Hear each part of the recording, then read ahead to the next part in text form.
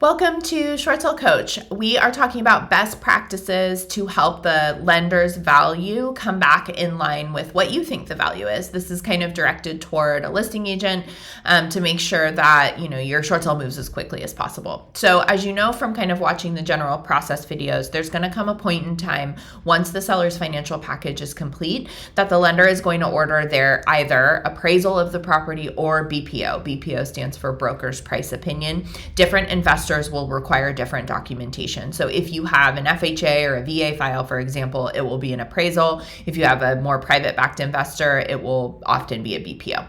So best practices is to meet the agent at the property and restrict access, right? So different BPO agents, different appraisal agents do different processes, right? Some will come and do a really detailed and thorough review of the home to make sure they're truly reporting all the damage that they see. Others will kind of do a quick assessment and return their valuation. If you leave that BPO agent or appraisal agent at the home, or you just let them into the property, you won't really be able to know whether they've taken a full kind of perusal of the home and seen everything that's going on.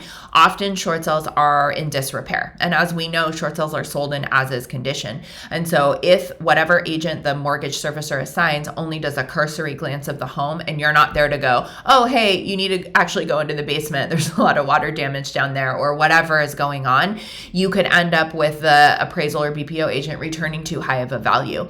If that happens, you do have an option to go through a value dispute, but it is so much harder to overcome a lender's value than it is to kind of make sure that the appraisal or the BPO agent sees the home. In no way am I saying you need to be influencing that appraisal or BPO agent's value. Obviously, that's a completely independent process, but I found success when I advise my agents to just kind of meet the person at the home, let them into the property, and then just stand there like outside the property while they look at it, just to make sure that if there's something that you want them to see, that you want them to evaluate, you can show it to them.